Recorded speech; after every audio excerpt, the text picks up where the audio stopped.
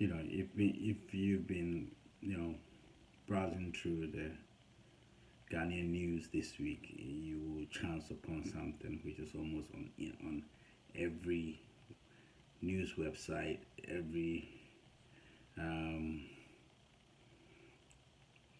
on everyone's social media is ritual matters.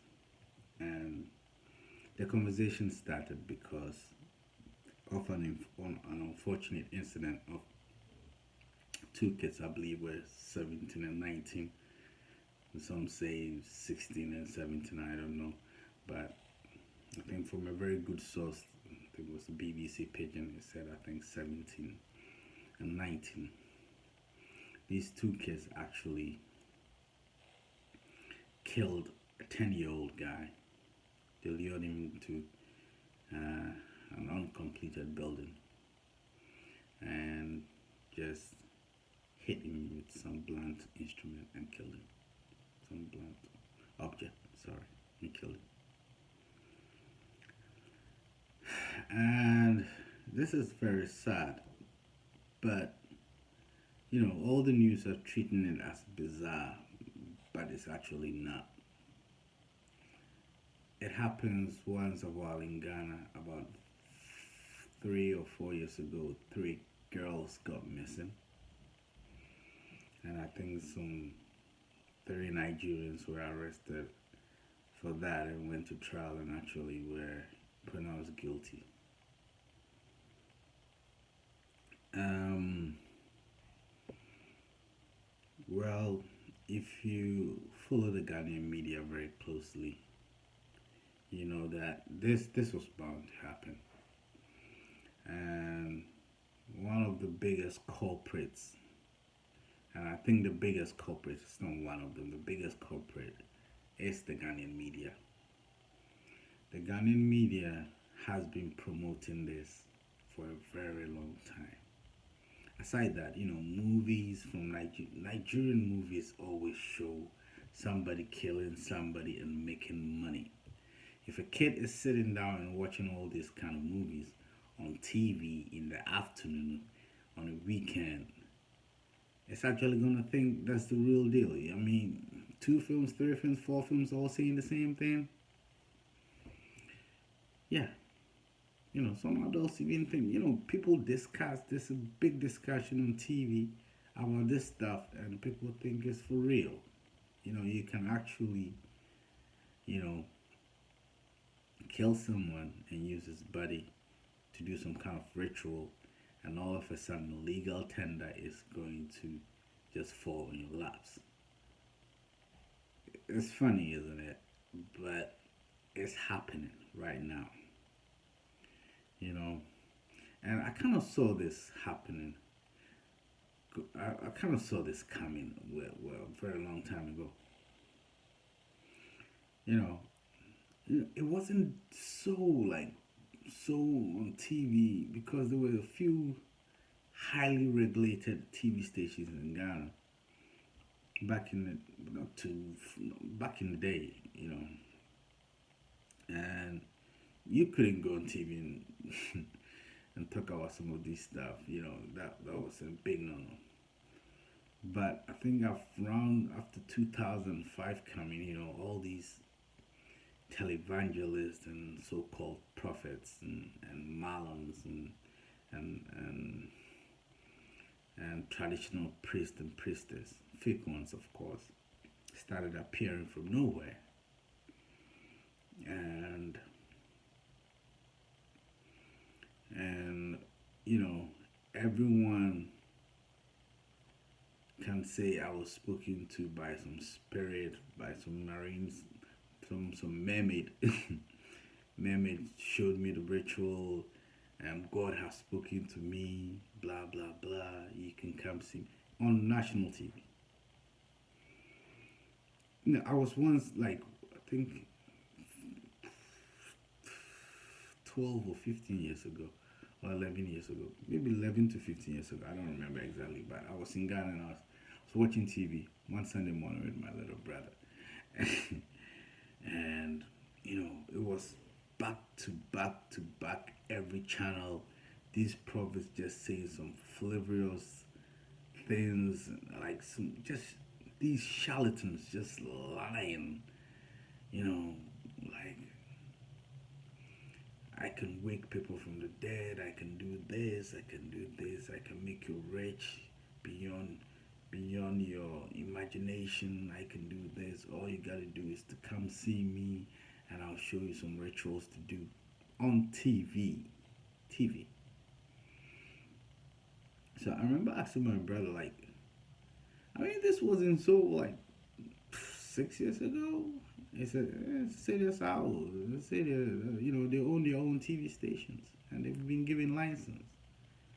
But even prior to that, I foresaw that coming because Adom FM was one of the biggest culprits.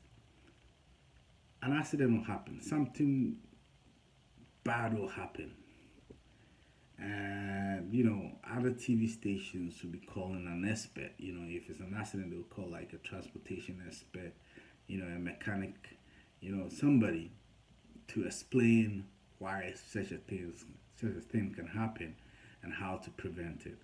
Adum FM will call some prophets and they're asking, also for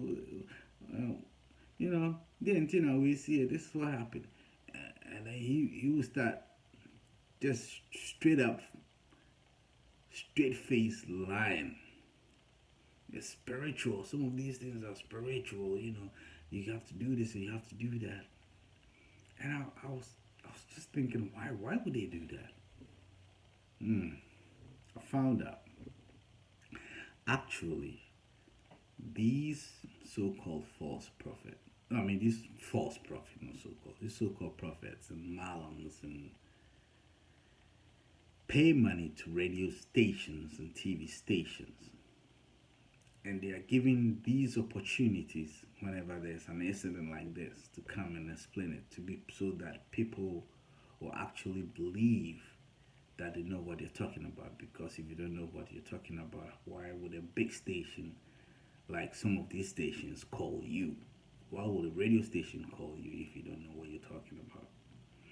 And in so doing, they direct a lot of traffic to them. And the rest is history. They make a lot of money out of that. If it's a church, his tithing and collection and all those bullshit, excuse my French, they do, all those BS they do, makes them a lot of money. And there are plenty of examples in Ghana for you to see. So, from there, try directing traffic. Now, most of these so-called prophets and fetish priests and voodoo man and juju man, and they're all fake, of course, have their own TV stations licensed by the government of Ghana.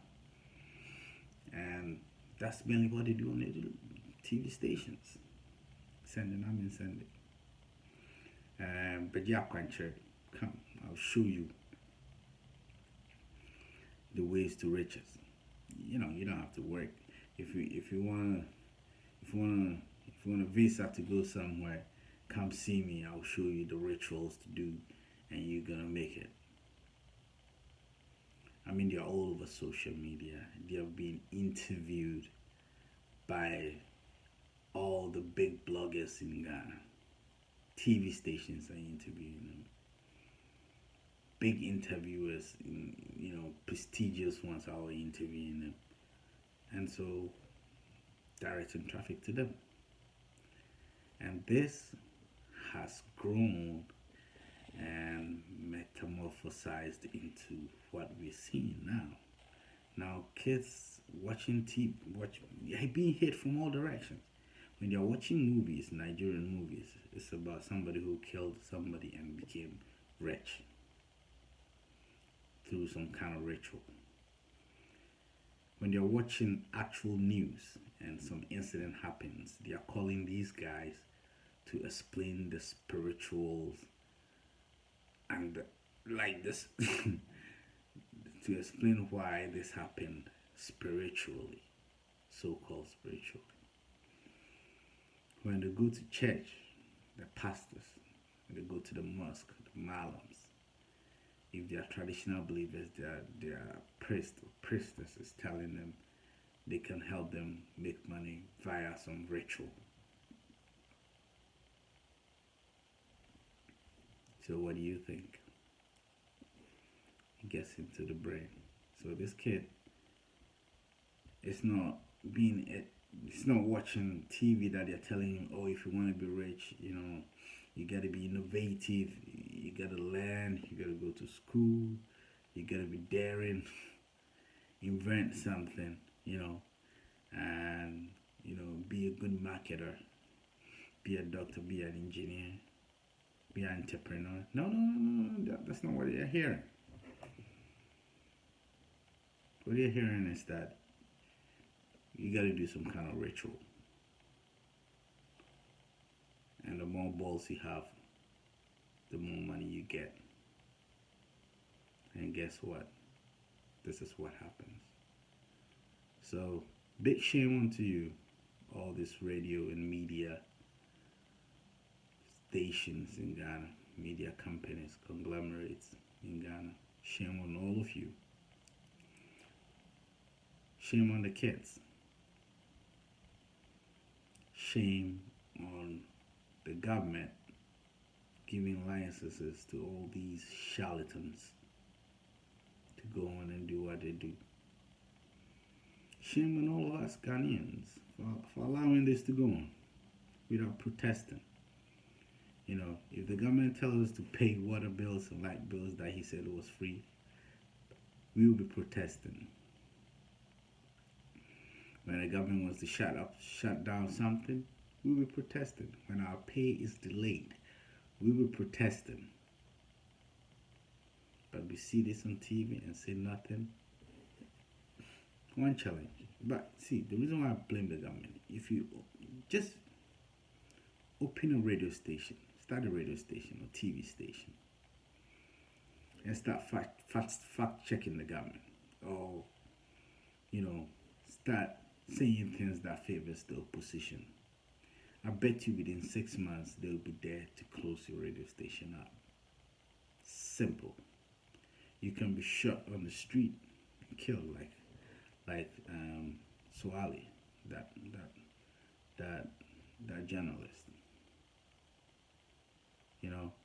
But if you're sitting on TV straight up lying, charlatan, which I heard somewhere from today that is even in our constitution as illegal. It's under our criminal code. I think it's criminal code 26 or 29, whatever it is. I'm not a lawyer, but it's actually criminal to do that.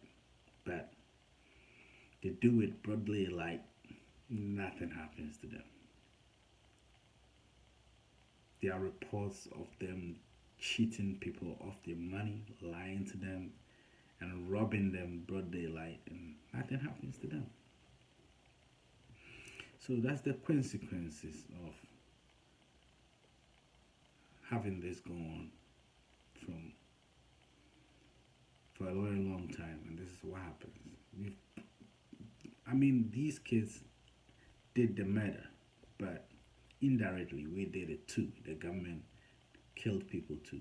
All the radio stations, especially all those true speaking radio stations who think that everything they do has to be sensational.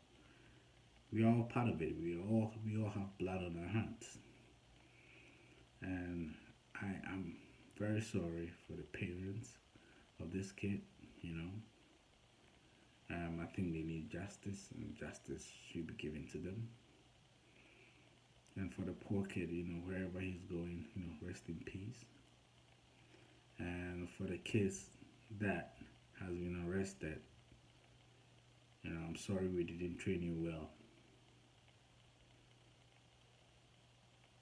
But, I'll just end it here.